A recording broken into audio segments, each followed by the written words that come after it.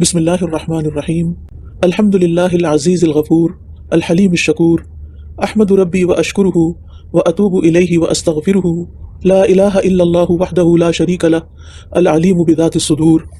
تمام قسم کی حمد اللہ کے لیے ہے جو غالب اور بخشنے والا ہے، بردبار اور قدردان ہے۔ میں اپنے رب کی حمد کرتی ہوں اور اس کا شکر ادا کرتی ہوں، اس کی بارگاہ میں توبہ کرتی ہوں اور اس سے بخشش طلب کرتی ہوں۔ اللہ کے سوا کوئی معبود برحق نہیں، وہ اکیلا ہے، اس کا کوئی شریک نہیں، وہ دلوں کے بھید جاننے والا ہے۔ اللہ پر ایمان لانے کے لیے سب سے ضروری چیز کیا ہے؟ اللہ کی معرفت، اللہ کی پہچان۔ اللہ کی معرفت کیسے حاصل ہوگی؟ اللہ سبحانہ تعالیٰ کے ناموں اور صفات کا علم حاصل کر کے۔ سب سے پہلے اللہ سبحانہ تعالیٰ کا ذاتی نام اللہ، جو صرف اسی کے لیے مخصوص ہے۔ یہ نام اپنی تحریر کے اعتبار سے بھی نہایت خوبصورت ہے، اور اللہ سبحانہ تعالیٰ کی بلندی اور عظمت پر دلیل ہے کہ اس میں تمام حروف اوپر کی جانب اٹھتے ہیں۔ لفظ اللہ کے خصائص۔ اللہ سبحانہ تعالیٰ کے دیگر تمام اسماء صفاتی ہیں اور ان سب کی نسبت اسی کی طرف کی جاتی ہے۔ وَلِلَّهِ الْأَسْمَاءُ الْحُسْنَى فَادْعُوهُ بِهَا۔ قرآن کریم میں سب سے زیادہ جو نام استعمال ہوا ہے وہ یہی ہے، یعنی 2500 مرتبہ لفظ اللہ قرآن میں آیا ہے۔ نماز کے ہر رکن میں تکبیر تحریمہ سے سلام تک یہ نام لیا جاتا ہے۔ دن کے مختلف اوقات میں صبح سے رات تک یہی اسم جلالہ بار بار لیا جاتا ہے۔ صبح جاگتے وقت الحمدللہ الذی احیانا، اچھی چیز کو دیکھ کر سبحان اللہ، ٹھیک آ جائے تو الحمدللہ، بلندی کی طرف جاتے ہوئے اللہ اکبر، نیچے کی طرف آتے ہوئے سبحان اللہ، سوتے وقت اللہم بسمک اموت و احیا۔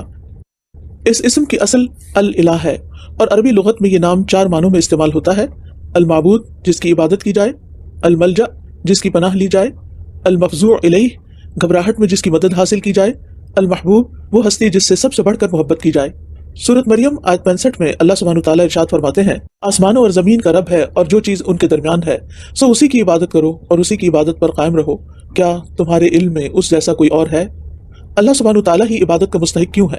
کیونکہ وہی نعمتیں عطا کرنے والا ہے، یہاں تک کہ کائنات میں موجود ہر چیز اور ہر نعمت کو اسی نے وجود دیا ہے۔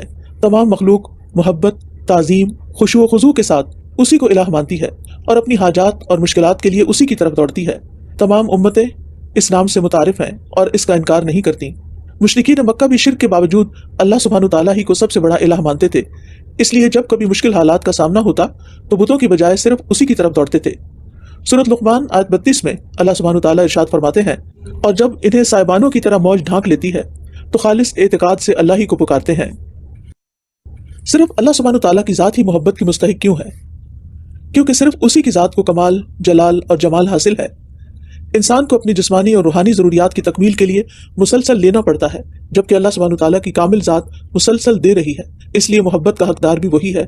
کسی بھی چیز میں نقص اس کے جمال میں کمی کر دیتا ہے، اور ایسی چیز سے انسان کبھی محبت نہیں کرتا۔ اللہ سبحانہ تعالیٰ کے سوا ہر چیز اپنی ذات میں ناقص ہے، اسی لیے محبت کا حقدار بھی وہی ہے۔ جب انسان اللہ سبحانہ تعالیٰ کے کمال، جمال اور جلال کو جان لیتا ہے تو وہ اس کی نعمتوں اور احسانات کا مشاہدہ کرتا ہے، تب اسے اللہ سبحانہ تعالیٰ کی عظمت کا احساس ہوتا ہے اور وہ زبان سے اس کی بزرگی بیان کرتا ہے۔ وہ شکر کرتا ہے، جھک جاتا ہے، اس سے محبت کرنے لگتا ہے، اس کی عبادت اور اطاعت کے ذریعے لذت پاتا ہے اور اس کے ذکر سے خوشی محسوس کرتا ہے۔ اسی کیفیت کو اللہ سبحانہ تعالیٰ سورۃ الرعد آیت نمبر 28 میں بیان فرماتے ہیں: وہ لوگ جو ایمان لائے اور ان کے دلوں کو اللہ کی یاد سے تسکین ہوتی ہے، خبردار اللہ کی یاد ہی سے دل تسکین پاتے ہیں۔ نماز ایک پیمانہ ہے ناپنے کا کہ ہمارے دل میں اللہ سبحانہ تعالیٰ کی کتنی محبت ہے اور ہم اس کی محبت کا حق کیسے ادا کر رہے ہیں۔ ہر روز اسی کے ذریعے ہمیں آزمایا جاتا ہے۔ اس میں اللہ کی برکات۔